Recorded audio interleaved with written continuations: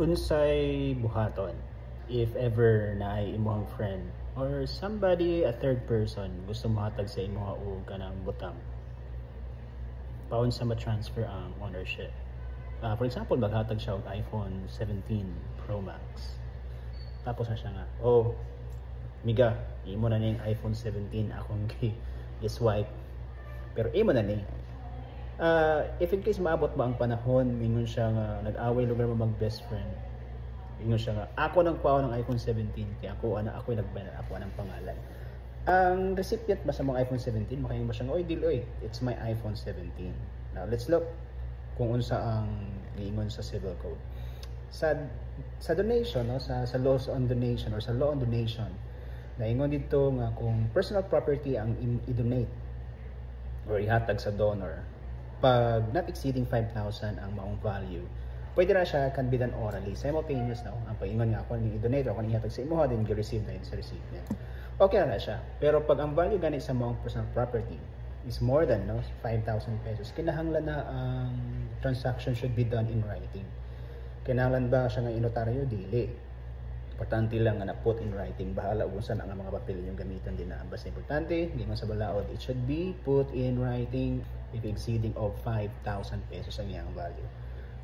Another thing, if ang i-donate is real property, sama sa balay, sama sa yuta, sa buhaton para mahimong valid ang donation, o ang donor puhon-puhon, makaingon siya nga akon ng kwaon balik ang yuta or ang balay, makasave ba ang recipient or ang donor nga, oops, dili pwede, kaya mo na ning gihatag sa ako.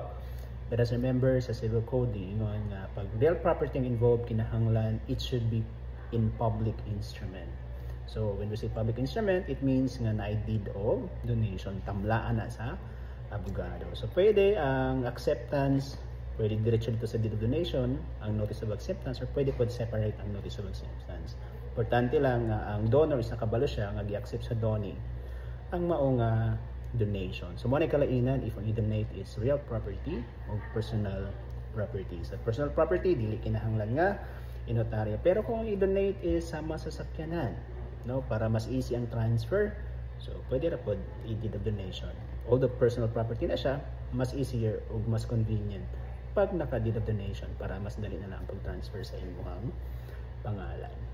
What if ang mag-donate is kanang pinagbabawal sa relasyon? Bitaw, what if ang donation took place or nahitabo sa mga taong involved sa adultery or concubinage? Valid ba ang donation? The answer is definitely no. The donation is not valid.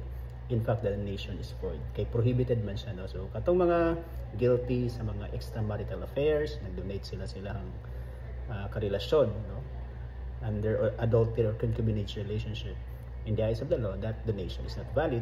In fact, it is a void donation. So mola na ating hinumdaman, pag may maghatag sa inyo, pangutan agad siya diretso, oops, pilay value ani personal property. If more than 5,000 wait sa magsinulatay sa ta para dili na makuha ang personal property. And of course, pag real property, public instrument, deed of donation.